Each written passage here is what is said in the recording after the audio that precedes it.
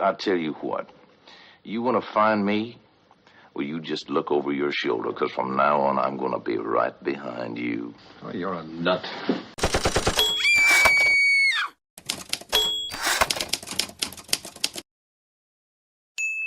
HBR Talk with Hannah Wallen.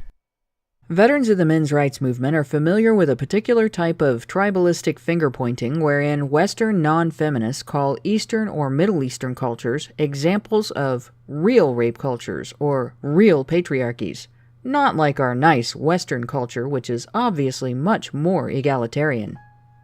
I've heard this described previously as that rape culture over there, or those rapists over there. For the most part, the men's rights movement has grown out of that, but there's one group of men we still have a hard time not stereotyping in this way. Male feminists. In this video, I'm going to address some reasons why that stereotype is not entirely deserved, and some reasons why it's not entirely undeserved. But ultimately, just as with every other culture, we should be wary of wrongly accusing through overgeneralization. First, I should probably point out that this perception of feminist men isn't unique to anti-feminists and the men's rights movement. Feminists and non-feminists who aren't otherwise involved with us feel that way too. Virginia Ironside wrote about feminist men as sniveling attention seekers who just assume women agree with their ideology.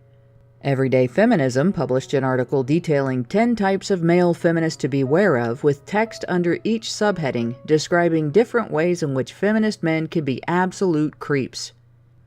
Kat Stoffel of The Cut asked men not to call themselves feminists in a post all about how creepy and predatory male feminists apparently are.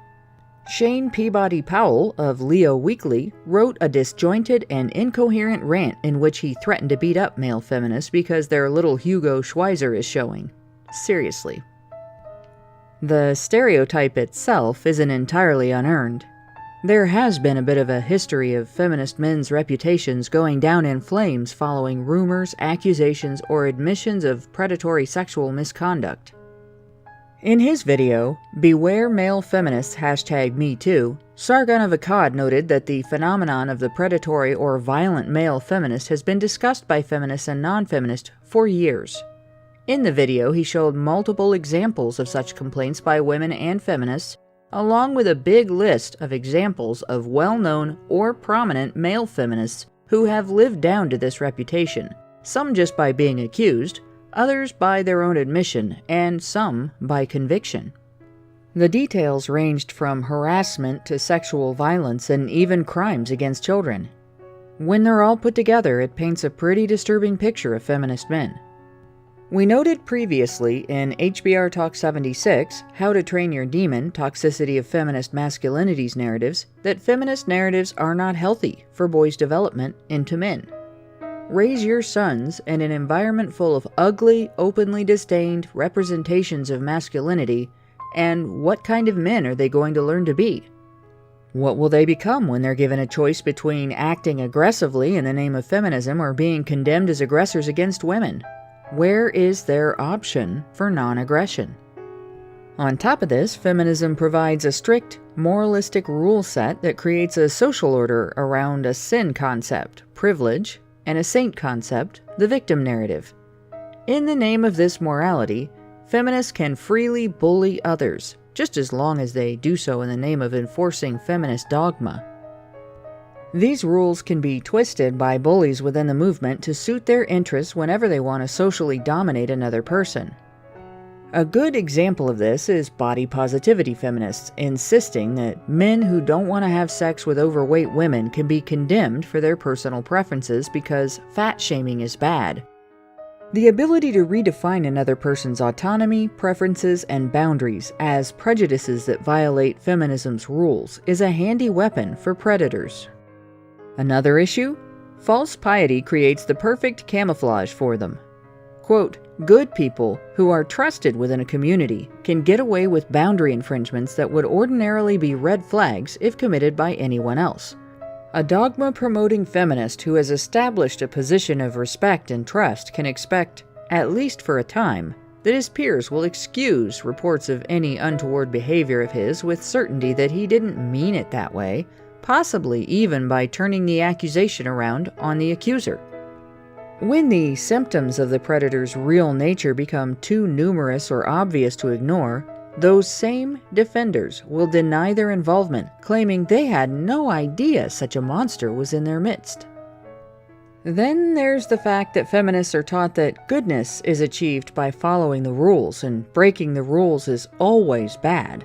But women are wonderful, so women aren't nearly as likely to be criticized for breaking the rules as men are.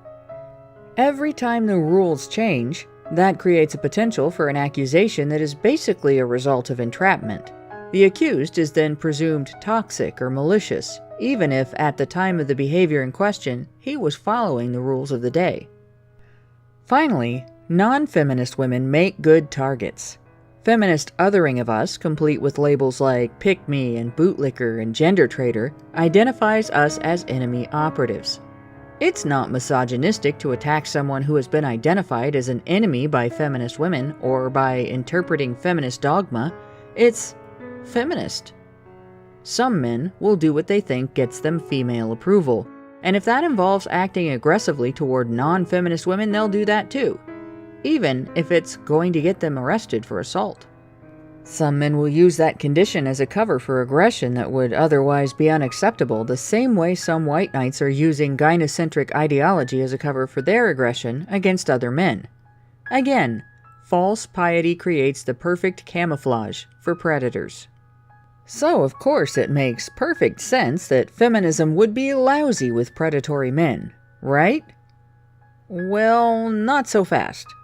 Yes, there have been many outspoken male feminists who have been convicted of predatory or violent behaviors. There's no denying that, and it is a problem. But that is only part of the picture.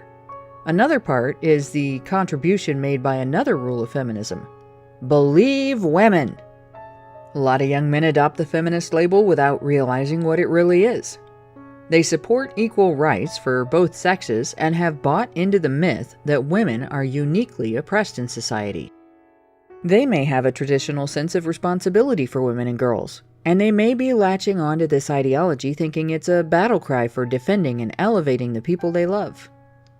They are unaware that they're looking at an illusion, that the nice face feminism presents to the world is a false one.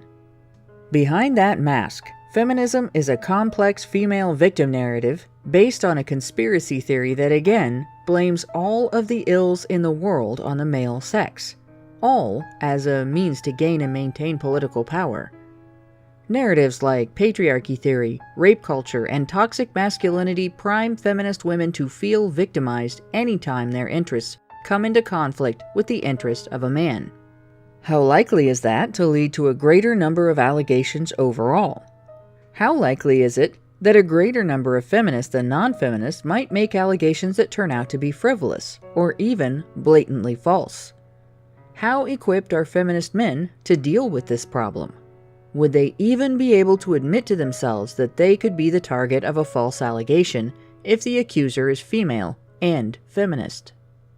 In addition to imposing narratives on boys and young men that rob them of pathways for developing functional, healthy adult masculinity, feminism takes away their right and ability to properly defend themselves when they are falsely accused. You can't call an allegation false if you're not allowed to imply that the person who made it might be mistaken, or worse, lying. You can't claim to be innocent of a behavior that you've told people is an inherent gender-based characteristic that needs to be trained out of every person of your sex. A fella's only recourse is to try to deny having malicious intent while recognizing her truth and his own toxic masculinity. In the cases of both rightful and wrongful allegations, as I've said before, toxic masculinity caused my bad behavior is the devil made me do it of feminism. So, are feminist men more likely to be creeps, predators, and bullies? Or are they innocent victims caught in an ideological trap and maligned by their mentally damaged female colleagues? Well, both, actually. Clearly, feminism is no guarantee of admirable or trustworthy character in a guy, and if a gal assumes because a guy identifies as a feminist that he is somehow better than other men, she is a fool. That doesn't mean that all guys who are feminists should be presumed guilty of anything, however. They are not those rapists over there. While it's not unfair to poke fun at the feminist movement for its apparent tendency to produce guys with toxic or malicious character traits, it's another thing altogether when dealing with allegations against individual men. When a guy is accused, being a feminist doesn't make him any less deserving of the civil right of due process, or in the court of public opinion, benefit of the doubt, at least until there is evidence to support a conclusion about his allegation. It does mean that when you run into a male feminist who is a bully, you're dealing with someone who is likely to use rules lawyering as one of his primary tools. Finally, that benefit of the doubt shouldn't mean that feminist men's public behavior is invisible either. Being a men's rights activist means giving everyone a fair shake. However, unlike feminism's relation to women, our activism doesn't obligate us to ignore crappy behavior just because it's coming from a man, and that includes displays of hypocrisy. It's perfectly fair to hold feminist men to their own ideological standards, even if they are wrong. When engaging with one who turns out to be a bully, don't be afraid to strategically call it like you see it. They ought to be able to handle it after all. Feminist women are always telling them they need to be able to accept responsibility for their toxic masculinity, right?